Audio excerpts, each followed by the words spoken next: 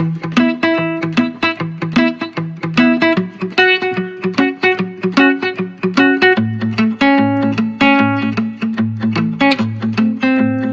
Thayer, lead guitarist for the legendary band Kiss. Welcome again to the Oregon Music Hall of Fame. How you doing, my friend? I'm doing great, and what a pleasure to be with you today. We're longtime friends. We go back a long way. A long way. And I love those days, and I love all those memories. So we'll get to that in just a bit. But for everybody to know, you were inducted in 2010 with your band Black and Blue. Yeah. And now you're being honored solo for all you've done in your career, from your very first band, playing in the local scenes, to now on stadium stages all over the world with Kiss. Yep. How does this feel? What does this mean to you? Well, it's really an honor, and it's I can't believe what a long, crazy road it's been. I'm in West Palm Beach here tonight. I was just telling you that I'm getting ready right after we finish this interview. I got to go put makeup on and do a show here in West Palm Beach, Florida tonight. So, how long does it take to put on the makeup, Tommy? Well, that's an age-old question, of course. We do our own makeup. A lot of people don't realize we don't have makeup artists. Everybody in Kiss has always done their own makeup, and it takes me about an hour. And yeah. Some of the guys, for instance, Gene Simmons takes a couple of hours because he's talking and he's not focusing enough. So, but an hour, that's a pretty big job, actually. That's a large part of the day. Yeah, it's interesting because it's really, I can't imagine being in Kiss and not doing that every night. I mean, it's really the transition, the whole lead up to getting into the characters and getting ready for the show. So it's part of our routine that we're just very much used to. That's great. Well, let's get back to your roots when we met. Oh boy, it was a long time ago. Well, first of all, let's go back even farther. You were born in Portland. Where did you attend school? Well, I grew up in Beaverton, actually. So I went to Sunset High School. And like I said, grew up in Beaverton, and we, Beaverton was a little smaller back then. It was very rural, actually, and it was much more of a smaller town. And then we'd drive into Portland, which is 7 or 8 miles, to come in and, go to the music stores or go to concerts, go to the Paramount, and do all those cool things. And then later on, doing clubs when I got into bands that were playing clubs. But I grew up in Beaverton. So where did your passion and dedication to music come from? Were you a musical family? Yeah, very much so, actually. My mom was very artistic, very musical, and I think she brought a lot of that to the home environment, actually, with a lot of great music played in the house when we were growing up, classical music and all the Rodgers and Hammerstein Broadway stuff. And of course, I had a couple older brothers, so they were playing Beatles and a lot of the 60s pop stuff, when I was pretty young too. So there was always a lot of great music in the house, and I think that definitely had a lot of impact on me, and just that environment made a big difference for sure. Did they play instruments as well, your brothers?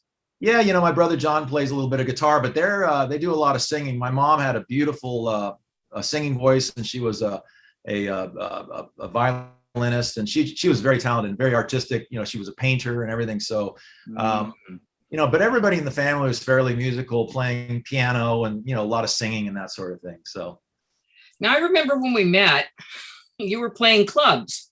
That's right. And you were, shall we say, a little too young to be in some of the clubs that you were playing. Yeah, it's funny. You had mentioned back in those days, we were playing places like the Wreck of the Hesperus. And, yes. The Pigeon-Toed Orange Peel and these places. And I was never of age. As a matter of fact, we had a band before Black and Blue called Movie Star. Yes. And, none of us were 21, but somehow they let us hang around in the clubs, and we were supposed to sit in the dressing room, between sets, but we never did. We were out buying beers and stuff like that. So I remember when I finally turned 21, I was at Zach's, the club Zach's, which was on Powell. And it was very anticlimactic because it was no big deal to be in there having some beers and stuff when I turned 21, because I'd been doing it for about 2 or 3 years already. Yeah, I remember at the Rec, it used to be a thing where if you were underage and you were in the band, they wanted you to stay near the kitchen.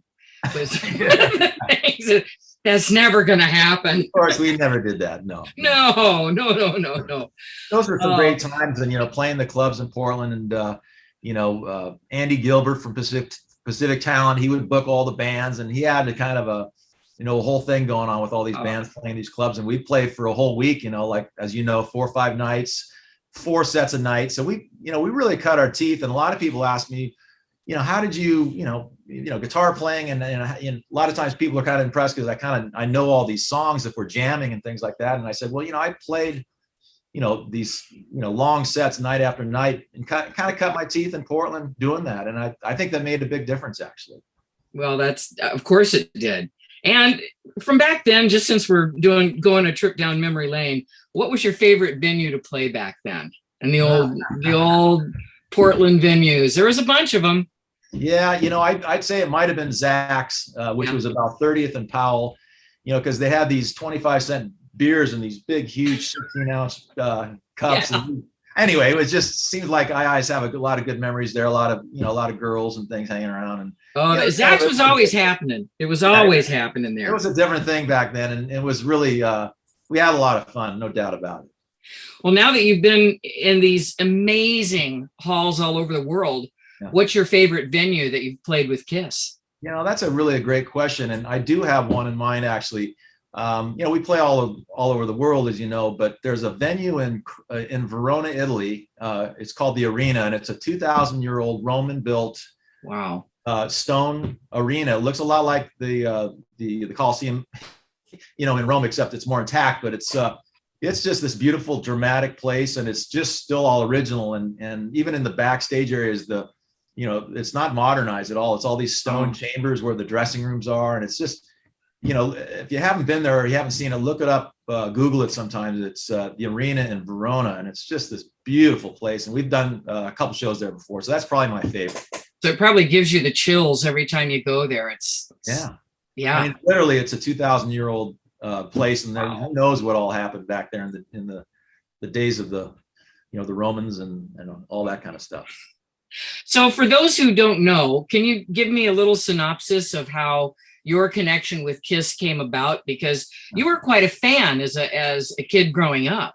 I was. I mean, to that, I used to go to the Paramount and see those guys playing when they were barely headlining, and I grew up as a Kiss fan. I back then, you wouldn't see bands unless they came to town, which was maybe once or twice a year. So there's a lot more mystique and that sort of thing. You didn't see all the visuals and all the videos all the time, so it was kind of cool in that way. And the only other visuals you had was when you pour over the album covers and look at the photos and all that kind of stuff, and it was a cool thing. So back in the days of Black and Blue, which was in the mid 80s, we got a record deal, and we went down to LA, and David Geffen signed us, and we put out our first record in 84. And then when we did our second record in 85, we were the opening group for Kiss, actually, in 1985. And that's when I met Gene Simmons and Paul Stanley, and it was Eric Carr was the drummer then, and Bruce Kulick, the guitar player. And they kind of took us under their wing, and were very friendly, and they liked what we were doing. And long story short, Gene ended up producing a couple of our records after that, and I built this, relationship, and this, just built a thing where we were writing, working together. He'd hire me to come play guitar on demos, and long story short, after a while, after Black and Blue ran its course, I went and worked for those guys. They hired me part-time to come just work in the organization. So I did that for a few years and kind of worked my way up doing all kinds of different things. And then they did the reunion in 96 when Ace and Peter came back, and they put the makeup back on. And that lasted for a few years, but the same issues arose, the same personality, and, just the same stuff. And finally, Gene and Paul said, Tommy, we want you to step up and do this and be the new guitar player. And I said, well, that's just great. I think I can do it.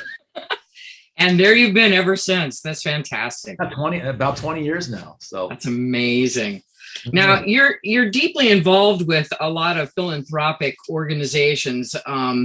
The Thayer Family Foundation, you're the president of that. What's the mission of the Thayer Family Foundation?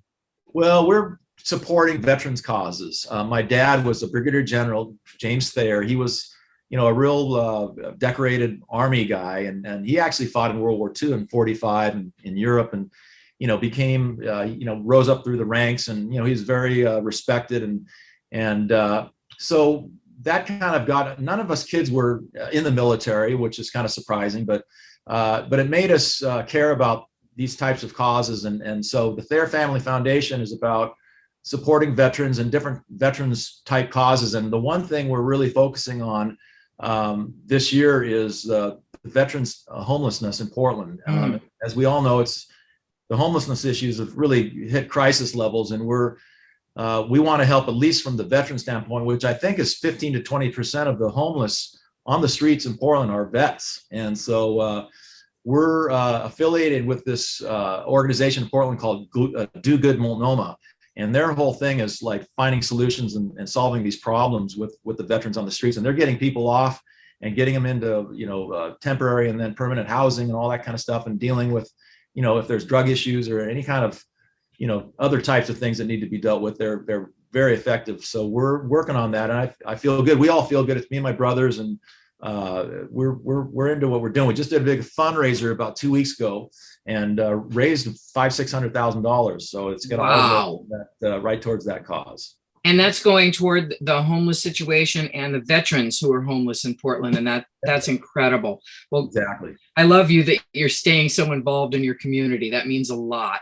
Well, I care about Portland a lot, and that's why the Oregon Music Hall of Fame induction is really just an honor, because I go way back there. I still spend a lot of time in Oregon. I have a place at Cannon Beach as well, but I'm in the Portland area a lot, and it's still really kind of the home of home for me, even though I live other places and things. But I still consider Oregon and Portland area to be, the home base to come back to.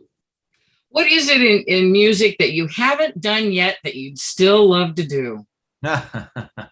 Well, I've covered a lot of ground, that's for sure. Yeah, you have. I mean, you have a lot of projects going on that people probably don't even know about, that you write, and some animated things and so forth. Yeah, I've been involved in some animated projects and things like that. But, I'm just really so happy with what I'm doing. I feel very fortunate and to be in the situation that I'm in, and the things I've been able to do, starting from way back when we first met. And I'm just overwhelmed. Sometimes I have to pinch myself thinking, how did I even get here? But it's just, things have happened, and I'm just, so happy about that. And again, this induction with the Oregon Music Hall of Fame is a big deal. And it means a lot for me, for sure.